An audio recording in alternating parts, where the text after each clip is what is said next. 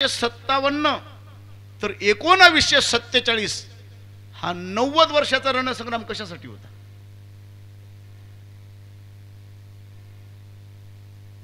या 90 वर्षामध्ये 7,32,000 तरुणांनी जी आपली आहुती दिली ती कुणासाठी होती? इतकं चुकीचं शिकवलं गेलं. काय नाही म्हटलं, काय झालं, आपल्याकडे इंग्रज आले बरं का, आणि इंग्रज आले, ते थांबले म्हणे इकडे. मग आपले बापू त्यांच्याकडे गेले. बापू माहिती आहे तुम्हाला? ते म्हटलं सायमन, काय सांगितलं, गो बॅक.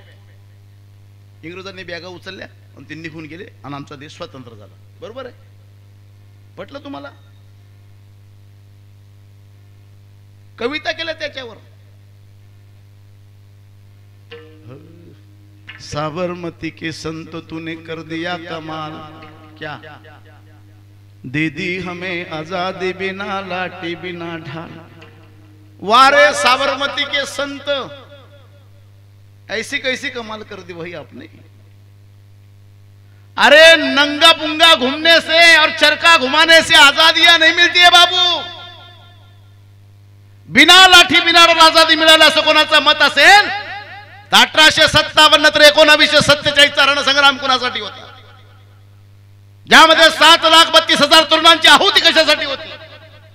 ज्यामध्ये नंदुरबारचा शिरीष कुमार असेल किंवा बंगालचा सुभाष बाबू असेल, नाशिकचा सावरकर असेल किंवा पंजाबचा भगत सिंग असेल, या 7,32,000 तरुणांनी जे आपल्या देहाची आहुती दिली त्याच्या मोबदल्यामध्ये हे राष्ट्र स्वातंत्र्य झालं.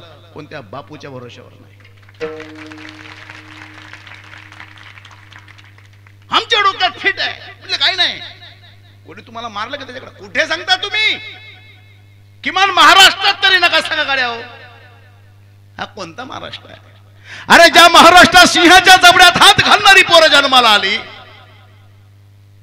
त्या महाराष्ट्रामध्ये सांगायचं कोण तुमच्या गालावर माने की पुढे घालणार? नाही नाही नाही नाही नाही.